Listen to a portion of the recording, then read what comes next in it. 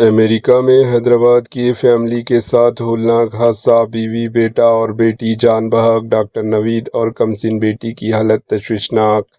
امریکہ کی ریاست کیلیفورنیا میں پیش آنے والے ایک نہایت ہی افسوسناک سڑک حادثے نے حیدرآباد کی ایک فیملی کو شدید صدمے سے دوچار کر دیا۔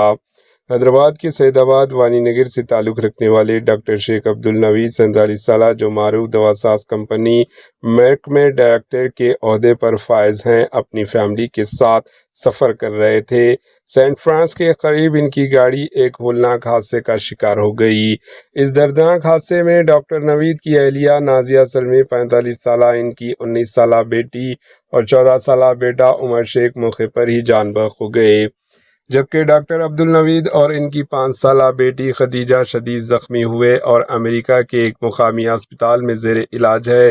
ڈاکٹروں کے مطابق دونوں کی حالت تشویشناک بتائی جا رہی ہے۔ حادثے کی اطلاع ملتے ہی حیدرآباد کے سید آباد اور وانی نگر علاقے میں غم کی لہر دوڑ گئی۔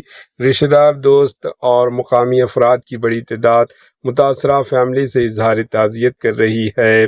اس موقع پر مجلسی ایم ایل اے ظفر حسین معراج نے متاثرہ فیملی کے افراد سے ملاقات کی، گہرے رنج و غم کا اظہار کیا اور ہر ممکن تعاون کو یقین دہانی کرائی۔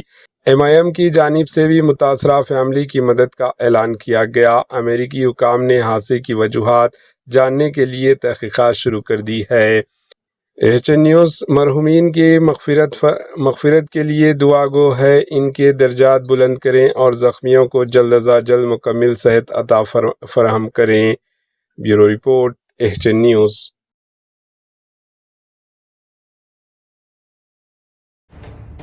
HN نیوز کے یوٹیوب چینل کو سبسکرائب کریں اور بیل آئیکن کو دبانا نہ بھولیں تاکہ آپ کو ہر نئی آنے والی ویڈیو کا نوٹیفیکیشن بر وقت مل سکے۔